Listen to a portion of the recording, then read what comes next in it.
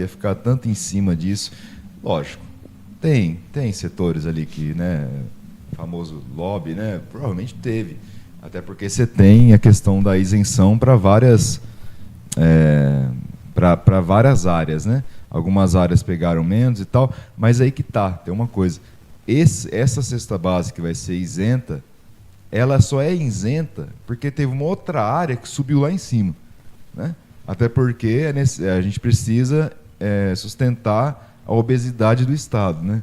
Então a gente tem que ter essa... Não é porque tirou aqui que tirou um imposto, não. Tirou daqui para pôr ali. Mas eu acho que vai facilitar. Eu acho que para nós, consumidores, vai ficar muito mais claro onde está indo nosso dinheiro, né? E vai ficar muito mais fácil dentro do processo produtivo. Agora, a gente vai ter a regulamentação também sobre a renda, né? A renda não teve ainda a regulamentação. Então, acho que vai ter esse ano, provavelmente. Mas, se você for ver, Edivaldo, as tabelas, né, sobre todos os alimentos, tem remédio que foi subtaxado, tem remédio que não foi, e tem aquilo, e tem isso, tem isso. É uma esquizofrenia, assim, né? É bem difícil você ver. Mas não tem jeito. Eu acho que você querer que o tributo seja uma coisa fácil é a mesma coisa que... Não tem como, uma sabe? utopia. O tributo, de fato, só o nome dele a gente Ele já sente peso. já gera peso e já gera medo, né? Eu acho que é uma ilusão você falar, a gente tem um sistema fácil. Não tem como, porque a sociedade é complexa economicamente, né? Não tem como. Mas vai ajudar. E talvez, quem sabe, depois de 2033, e não sabe se vai dar certo, porque até lá vai acontecer muito problema na estrutura do IVA, né? Tanto é que deram esse tempo justamente para coexistir com as antigas e também para ele poder ir aprendendo com o tempo. Vai ter um comitê gestor do CBS, eu acho que do DBS não vai ter, do CBS vai ter. Então eles vão endireitando a coisa, é o famoso ditado, né? Trocar o pneu com o carro andando, que é literalmente isso. E aí tem um ponto, né? Todo mal ele pode estar no meio do bem. Por quê? Imagine o seguinte: a partir de 2026 entra um deles, se eu não me engano vai ser o CBS. Ele vai ficar até 2033 coexistindo com os outros. Então vamos lá, CBS, o ISS e o ICMS, os três ao mesmo tempo. Eu não entendi, não, por isso que eu falei, eu não sou economista, eu não entendi como vai ser isso. O que a gente podia fazer, Matheus? A gente, de repente, trazer um dia aqui um economista, uma pessoa que entende um pouco mais dessa área, né? Alguém que tem um escritório de contabilidade, para falar um pouco, né? A gente debater, pegar um programa para a gente falar justamente sobre isso, pegar um tempo para esclarecer dúvidas sobre isso. Seria legal a gente pegar, né? Elaborar perguntas específicas, né? De repente a gente planejar isso com 2, 3 escritórios e a gente pegar um programa específico para isso, porque é um tema bastante relevante e que mexe com a sociedade de um modo geral, né? São eles que têm que explicar isso aí, né? A gente só tem uma leitura factual, né? Mas eles que têm a profundidade mesmo para estar explicando. Agora vamos falar de Maduro, né? Posse de Maduro. Como é que foi? Você acompanhou de perto? Você, ao longo dos dias antecedentes e depois, o que você esperava e o que aconteceu e o que não aconteceu? Olha, de perto eu não acompanhei, porque eu pensei de bicicleta lá para Venezuela. Falei, vai demorar muito, né? Vou chegar, já vai ser 2027, né? Esse de perto que eu quis dizer, você entendeu, né? Mas assim, sim, acompanhei. Na verdade, eu emergi na Venezuela 2 vezes, ano passado. Aliás, esse ano agora e ano passado. Na época da eleição, 28 de julho, eu entrei naquilo ali de cabeça, de testa, de orelha, de tudo, né? Porque eu fiquei imerso naquilo ali durante alguns dias, pesquisando, né, a história da Venezuela, a questão da decadência econômica, a questão da eleição, quem que eram os opositores, quem era Maduro, por aí vai, né? Eu fui. E eu acabei acompanhando o 28 de julho, teve toda aquela pressão, aquela coisa toda acontecendo. Eu dei ouvidos ao contraditório, né? Que é uma coisa que eu gosto de fazer, não, faz parte de mim fazer isso, né, do contraditório.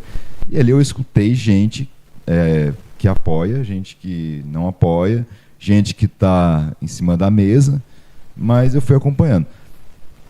Acontece ali, e aí depois a gente vai entrar no Trump, né? Mas é basicamente a mesma coisa que vou falar do Trump.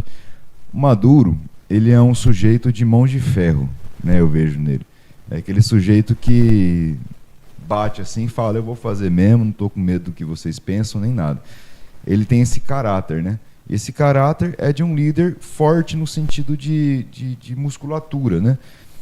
A gente ainda não teve os maiores países do mundo, né? As maiores economias não aceitaram a vitória dele. Há todo um discurso ali daquelas cópias, né, que a oposição tem, que é da Maria Corina Machado, de que o Edmundo Gonzalez teria ganhado de 70% a 30%. Para mim também não é uma prova também. E o Maduro acabou tomando posse e com toda a pressão que foi. Só que aí que tá, Edivaldo, tem um ponto.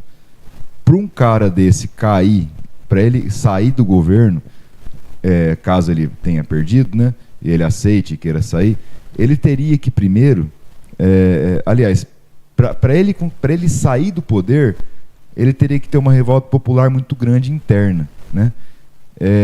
O que eu estudei é o que não teve essas revoltas, né? Você teve alguns locais ali da Venezuela que teve manifestações pró-oposição, né? Só que era uma minoria. Agora, a gente não sabe se não teve manifestação porque por medo ou por retaliação, ou simplesmente porque estão gostando mesmo da política de lá e está tudo certo e pronto. A gente não sabe. Só que o Maduro é aquele tipo de sujeito que se tivesse uma manifestações muito fortes contra ele provavelmente ia reagir com força, né? Até porque na mão dele tem toda a cúpula, né, militar. Então, o Maduro é desse tipo de gente. Agora tem uma coisa. Tanto Maduro quanto Trump, quanto Putin, quanto Kim Jong-un, por exemplo, né? E alguns outros líderes, o Erdogan, né? Não vou lembrar mais de nomes aqui, mas tem vários. O da China, por exemplo. Também, Xi Jinping também. Então, Xi Jinping eu já acho que é diferente. Para o que eu vou falar, né? Esses caras que eu citei, eles parecem que estão vindo de uma onda nova de governos na qual eles não estão nem aí para a comunidade internacional, né? O que isso quer dizer? Se a gente pegar, por exemplo, o Lula, né, o Itamaraty, melhor dizendo, né, que é a diplomacia, você vai ver que eles têm muito cuidado com o que falam, né? Porque há uma preocupação muito forte com... A gente vive num mundo globalizado. Então, todo mundo comercializa com todo mundo, alguns mais, alguns menos, mas a gente vive num mundo globalizado, literalmente. Então, desde a época da Segunda Guerra Mundial, principalmente, que veio a criação da ONU, e veio uma preocupação em ter uma voz internacional na qual ia prever conflitos, aquilo parece estar acabando agora, né? Principalmente, e o Trump, pelo menos ao meu ver, ele é a maior expressão do fim desse ciclo globalista, né? Então, antigamente que eu falo há poucos anos atrás, né, o pessoal tinha medo de por exemplo, cara, imagina há 10 anos alguém falar que estava pensando em anexar o Canadá. Ninguém nunca imaginava. Seria algo, né, muito louco. Porque ninguém tinha peito para fazer isso, né? O Trump, você goste ou não goste do Trump, o Trump, ele tem peito. Ele vai lá e tudo bem, né? Ele tem... Gente, é um negócio, poder, você sozinho você não tem.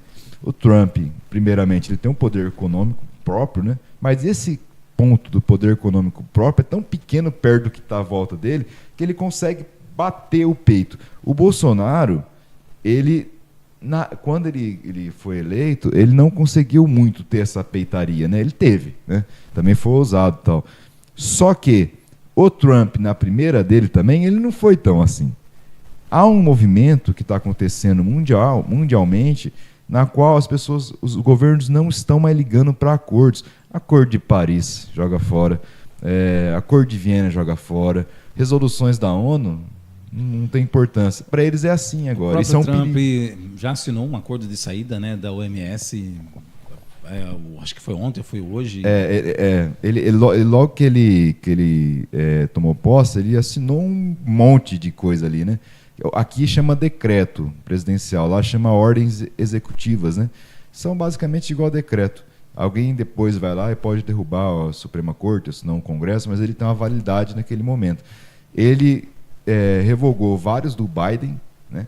E assinou os deles. Um deles, que é o que você mencionou, é o da OMS, né? Ele fala que os Estados Unidos estão pagando, praticamente subsidiando, né, a OMS, e que não é uma política confiável, né, ele diz.